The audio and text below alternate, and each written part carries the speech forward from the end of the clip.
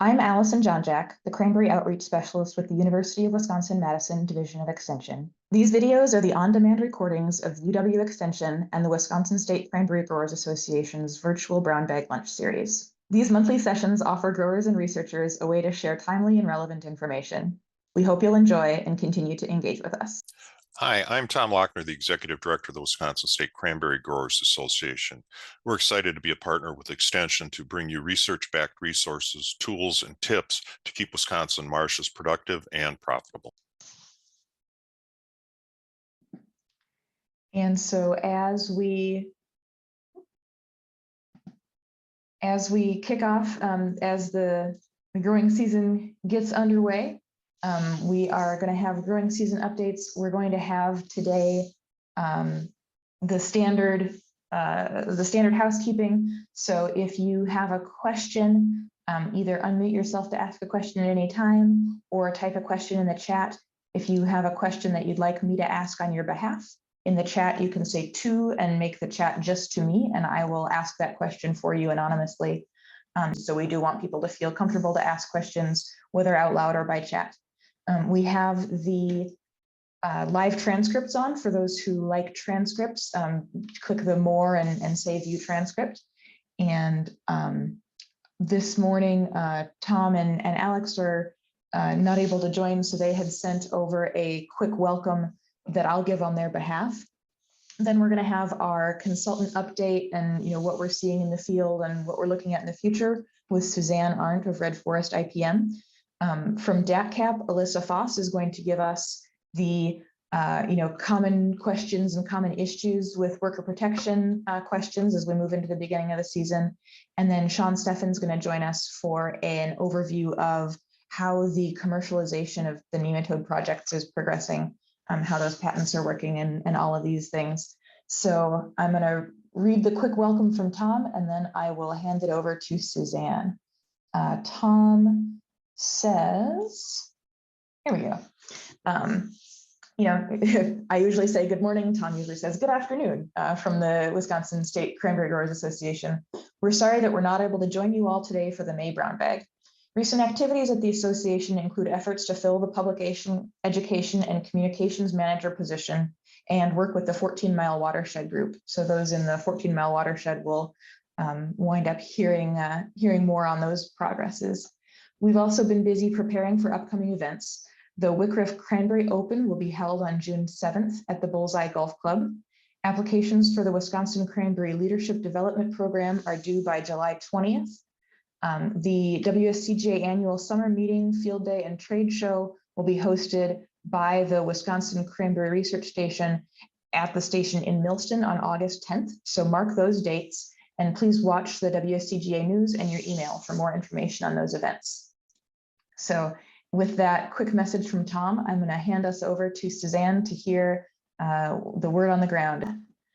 And then I will go ahead and introduce Alyssa, who is the program manager for kind of everything in the worker protection standard zone of the Department of Ag, Trade, and Consumer Protection. So Alyssa, if you, I've got your slides and we're able to hear you. So happy to hear from you. Okay, perfect. Thank you so much for inviting me, Allison. Yep, Allison gave my quick introduction. My name is Alyssa Foss. I work for DATCP and manage the worker protection program. So Allison, you can just hit next slide for me. Okay, so I was asked today to speak about some common issues and just give a quick review of training workers and handlers, the central posting requirements, record keeping, decontamination, as well as just a high level when using respirators. So next slide, please. Okay, so we'll start with pesticide safety training. So this is required to be completed each year, which would be annually. Certified applicators are exempt from completing the training, but they are qualified to give the training to your workers and handlers. So basically you just have to use EPA approved material, which you can find available on the PERC website, and that is pesticideresources.org. They have a variety of like flip charts, videos, the train the trainer course. If you don't have a certified applicator to give the training, you can take that train the trainer course. Takes about 2 hours, costs $35, but it's good for life once you take it. And so I would strongly recommend from that website using the videos. I think they're the easiest. They have videos specific to cranberries, I believe, and available in a variety of languages. So once your workers and handlers complete the training, just have them fill out a training record form that's going to include the worker name, address, and their signature, date of the training, who the trainer was and what their qualifications were. So if they're a certified applicator or if they did the train the trainer course, who the employer is, and then what training material you used. So if you used a video or a flip chart, just list which one it was. And then be sure to keep those training records for 2 years. Okay, so next slide. Awesome. So this is then central posting. So make sure at your central location, you have available the pesticide application information, the safety data sheets of all products that are being used, as well as the beautiful worker protection safety poster. So I got a quick little icon there of what everything would look like on a board if you had it set up. So next slide, please. Okay. So for central posting, the application information that must be included is the crop or site treated, the location of where that treatment is, the pesticide product name, EPA registration number, active ingredients, date of application.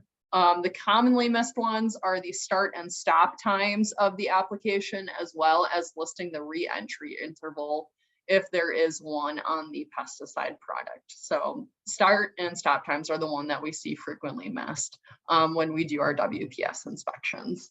All right, next slide.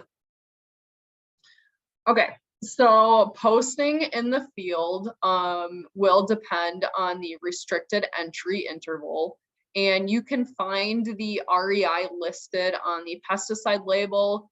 It's in the agriculture use requirements box. We always call it the WPS box. But the length of the REI will dictate what type of posting needs to occur. So if it's a dual notice pesticide, you do have to post around all the field entrances, as well as orally provide that information to workers and handlers of where that application is taking place. And if the REI is greater than 48 hours, you just have to post it around the field at the field entrances. If the REI is less than or equal to 48 hours, you can choose whether you want to just post the signs or whether you want to orally inform your workers. And so if you are posting, those signs must be posted at the start of the application and for 72 hours from the end of the REI. So next slide, please. Okay, so decontamination is another one that we see. This is required to be provided to workers and handlers. For workers, you must provide a gallon of water, soap, and single-use towels. Handlers get 3 gallons of water, soap, and single-use towels, and then they should also have a change of clothes on hand. Most people typically just bring their own change of clothes for that. So when eye protection is required, you just have to give, you have to provide them with 6 gallons of water or an eye wash station. Plus, when the applicator is applying, they should have a pint of water readily available while they're handling the pesticide and making the application. Alyssa, we did have a question come in via chat. Do you want to answer that now or handle the questions at the end? We can do it now. So on the, I'm going to go back a slide to note it, but why 72 hours from the end of the REI rather than at the end of the REI? That is a great question. I truly don't know the answer to why it is 72 hours. That is something that has been just kind of mandated by the EPA. And I want to say it's just so, you know, actually, I really don't have a great answer to that. It's 72 hours and that is what it is. Fair I enough. don't know if anyone else knows the answer to that. I'm relatively new to managing the program. I just know it's 72 hours. So sorry, I don't have a better answer for that. I'm sure there's safety reasons for it, and that's why it was created that way. We'll take your word for it until we're able to hear the back answer. But all right. Yeah, So I'll thanks. see if I can find something, Allison, as to why it's 72 hours, and I can email you the answer for that one. So I'll get back to you on it. Okay, awesome. And I'll send that out to folks after we've got the answer. So Sounds great. I think, Awesome. did we go through this whole slide? Are you ready for the next one? Yes, I am ready for the next slide. Okay, so if respirators are required to be worn, it's going to list that on the pesticide label under the personal protective equipment, so PPE. Just be sure to check the respirator prior to using it. You know, make sure it's not damaged. It doesn't have any wear and tear. If it does, just replace it if necessary. Each year you do need to complete, who's ever wearing the respirator, just receive a medical evaluation and fit test. So that can be checked at a local like hospital or clinic, essentially, if you just call and ask to get that completed. I know at some of the Cranberry Association meetings, they have been good about having someone on hand to do those medical evaluations and fit tests when I've partaked in those meetings. So kudos to you guys for, you know, really staying on top of that. And then just keep the records of that medical evaluation and fit test for 2 years. So that is actually all I had as far as a review of common issues. I know, you know, when we've inspected the cranberry growers, they've always been really great at following worker protection. So we thank you for that.